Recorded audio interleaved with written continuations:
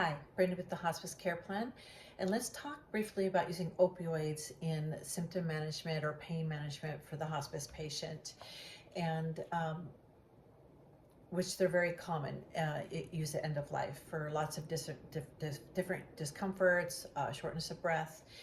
But opioids, when somebody comes on the hospice and they're not used to taking an opioid, we call them what's called opioid naive. They're not used to taking it.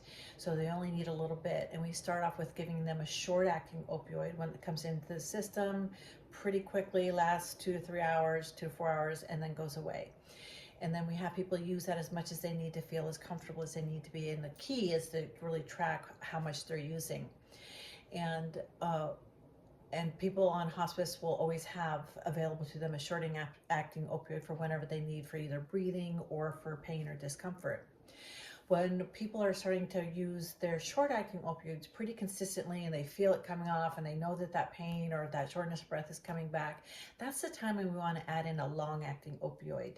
And there's lots of different ones out there. It may be the same as the short-acting, but in a long-acting version, or it may be a different one. They come in 12 hours, 3 days, 24 hours, some go up to 5 days, the long actings. And we always based the starting dose of the long acting opioid based on how much of the short acting you're using in a 24-hour period. So that's why hospice really stresses to keep track of how much you're using. And this is where hospice is really good. There's an art to managing pain using opioids with short acting and long acting.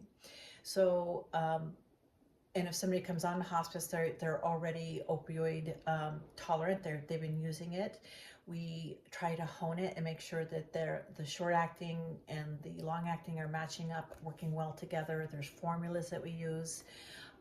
If we find that somebody's been really ramping up on an opioid and it's not working, we'll do an opioid conversion. But hospice knows how to do all that. Your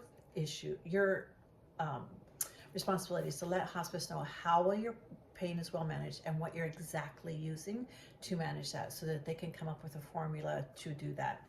And don't worry that if they want to, you're used to taking the short acting because it works for you, and if they want to start a long acting, you're still going to have that short acting available all the time. So again, hospice is the best one to help you manage this. They're good at it, and I think that what I'm trying to get across is try not to be fearful of it and keep good records.